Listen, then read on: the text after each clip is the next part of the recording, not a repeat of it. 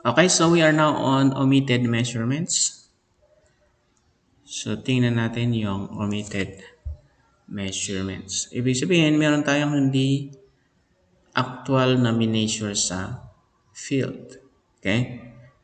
So, when is it useful in surveying? Okay, so if it is not possible or practical to determine the length or direction of a line by field observation within a closed traverse, we can determine it analytically. So for example, na mahirap talagang ma-access yung point. So alangan papupuntahin mo yung Radman mo rito to hang himself para maipatayo niya yung prism para ma-shot mo yung ano, di ba? So hindi, it is not possible or it is not practical risking your, okay? Risking the life of your uh, member of the party, surveying party, just to uh, take a measurement. So, pwede naman nating ma-compute analytically. Okay? So, ganun. We have types of omitted measurements. We have three types. Omitted measurements occurring in one side. So, isang side lang. So, ang case nito ay length and bearing of one side ay unknown. So, for number 2, omitted measurement involving two adjoining sides. So, magka-tabi na side. Okay? So, case 1, length of one side and bearing of another side ay di nakuha. Case 2, length of two sides unknown and bearing of two sides unknown for case 3. So, omitted measurement involving two non-adjoining sides. Ito medyo matrabaho din to, no? So, case 1, length of one side and bearing of another side. So, I think parehas dito sa cases dito. Okay? So, ang pagkakaiba ay itong non-adjoining sides, kailangan nating pagtabihin. So, itra-transform natin yung close traverse para magiging type 2 problem siya. Okay? Again, convert natin ang case 3 i-transform natin para maging case type 2 problem. Okay? So, ganun ang gagawin natin later on. So, yung first type, isang side lang ang unknown. Ganyan. Okay, so hindi natin alam yung side na yan. So, determine the length and bearing of line FA. Okay? So, ganito. So, given yung length and bearing ng lahat, pero FA hindi. So, given also are the adjusted latitude and departures. So, i-add natin lahat. Ayan. Ito yung total sum ng lahat ng departure and latitude. So, take note, para close yung traverse, dapat 0 yung sum ng dalawang to, no? 0 yung, yan. 0 yung mga yan, sana. Pero, ibig sabihin, hindi nag-close. Ito yung closure. Ito yung parang error of closure niya. Okay? So, solution, the CL is equal to, okay, the sum of the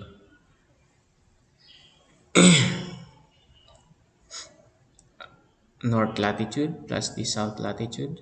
Ayan.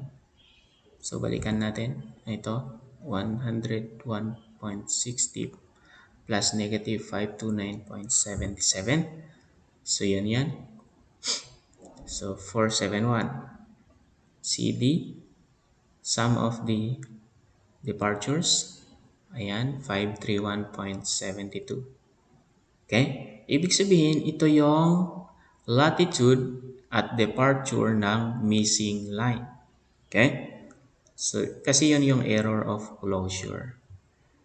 Now, makukuha natin ang length ng FA kung gagamitan natin to ng Pythagorean theorem.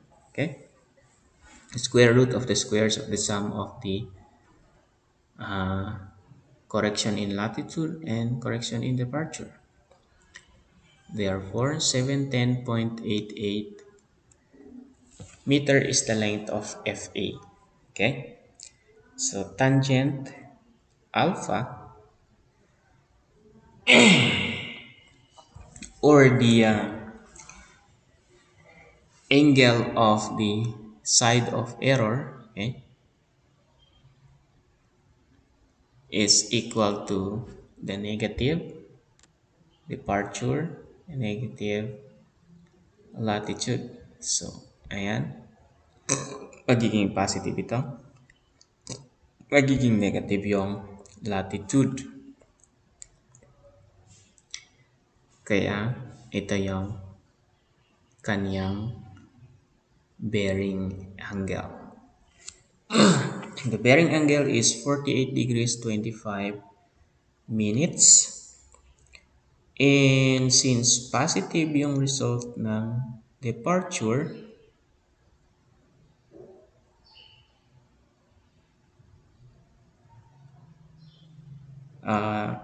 east siya, di ba? Departure pag positive nasa east. Negative yung latitude, kaya papuntang south.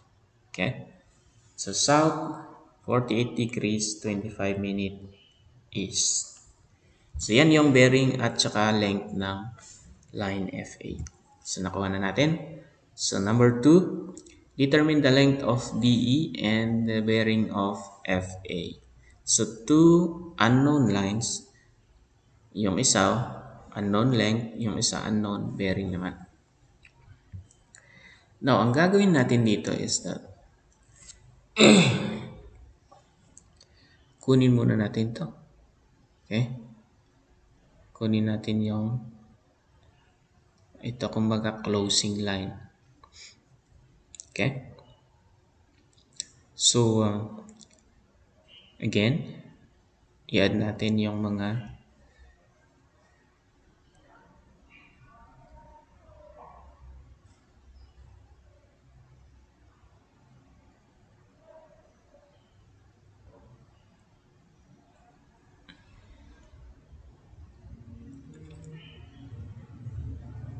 so determine the length and bearing of the closing line. So, paano natin malalaman yun?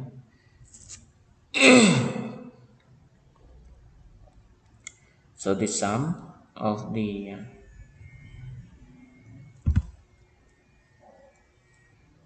north or the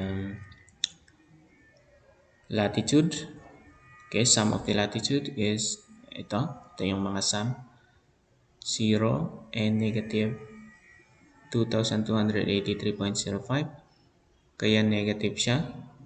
And the sum of the departures, okay, ayan, ito yon. So, negative 569.81. Okay, para makuha natin yung length ng DA, ito ay Pythagorean theorem ulit. Okay? So, yan yung length ng DA. Okay? So, ayan. Since ang mga ito, AB, BC, CD. So, AB, BC, CD. Ito lang yung mga given. So, kailangan nating malaman to para i-connect natin dito. Okay? So, hindi natin kasi masosolve kung mayroong dalawang unknown. Okay? So, yun. Next. Nakuha natin yung closing line, DA. Yan. And the bearing, of course, kukunin din natin yung bearing. This same formula as ginamit natin sa example number 1. Ayan. So, yan. Nakuha na natin yung bearing and length ng closing line. Next is, i-isolate natin yan. Ito yung closing line kanina, DA. And ito yung mga unknown lines. Length, alam natin dito. Next, since length I known, this length is known also. So, an angle D is just, which is D? Ito. So, given ang bearing ng line na ito, okay? Length lang ang unknown. So, i-add natin ito, this bearing of this one, DA, plus bearing of this one is just angle D. Okay, itong angle na to.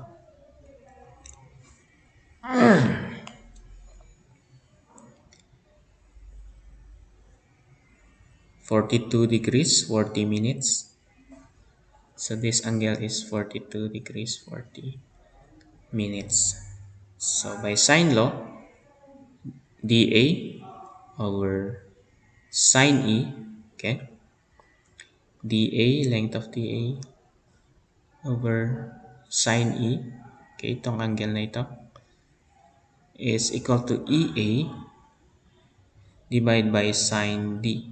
Okay? So given ang sine D, given ang EA, DA, ito ang E, angle E lang ang hindi given. Okay? So masosolve na natin yung angle na ito. Ayan. So since the sum of interior angles should be 180, makukuha na natin yung angle A. So i-correct na natin about station E. Okay? Makukuha na natin yung mga angles, ano? Ayan. Para makuha natin yung bearing ng, okay, balikan natin. At station E. Okay? Since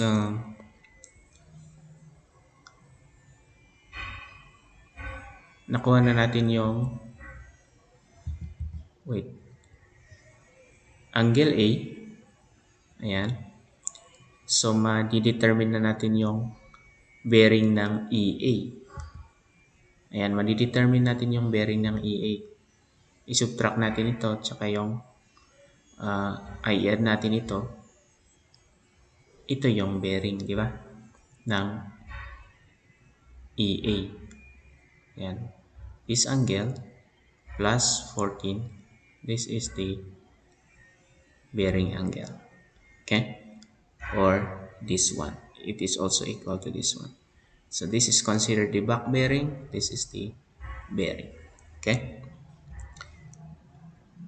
So, yan, nakuha na nga natin yung theta or the bearing of line EA. By sine law again, makukuha natin yung length ng DE. Okay?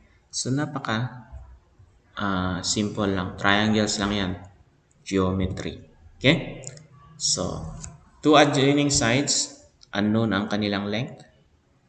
Okay. Parehas din. Kukunin natin yung closing line, yung length at saka bearing niya, and then, i-treat natin itong isang triangle na to. Solve natin yung mga lengths and bearings kung may unknown. Tapos yung mga angle na yan, makukuha natin from sine law, cosine law, and so on. Diba? So, yan. Parehas yung mga procedure. Bearing, determination of bearing. Lengths, determination of lengths. Okay? So, malalaman natin itong angle na yan. Itong mga angles na ito. Since given yung bearings, no? Unknown lang naman ay yung mga lengths. So, makukuha natin yan. So, solve natin interior angles. Okay? So, yan. Masosolve na interior angles. And by sine law, length ay makukuha na natin yung mga lengths na ganyan. Napakadali na lang. Okay? So, two bearings naman. Naku, parehas din naman ang mga formula. Okay? Ayan. Again, by cosine law. Bearing ang unknown, kaya given lahat ng lengths. Okay? So, by cosine law, makukuha natin yung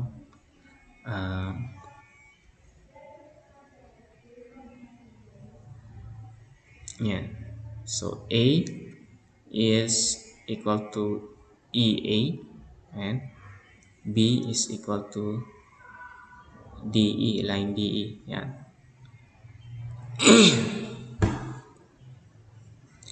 About this angle C,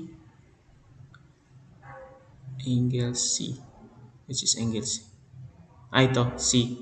Sa geometry kasi usually kapag small c yung line na ito, yung opposite angle niya is capital angle C. Okay? So, ganun yan. Okay? So, cosine E.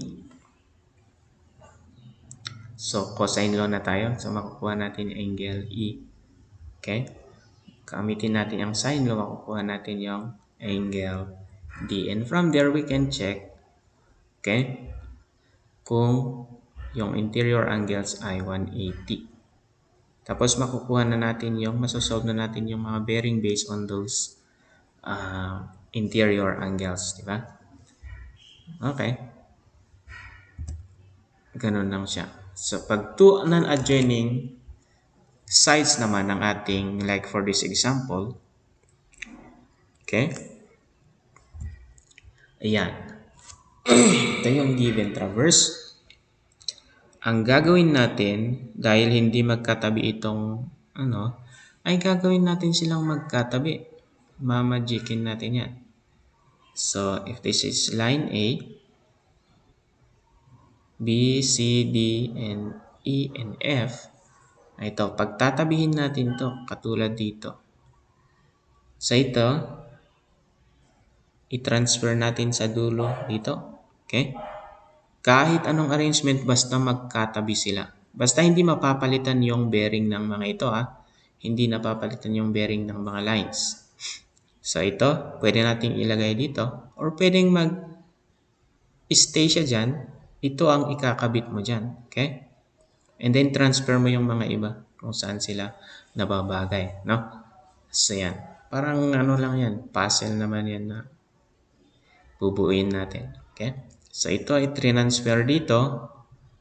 Tapos ito idinugtong siya doon sa B.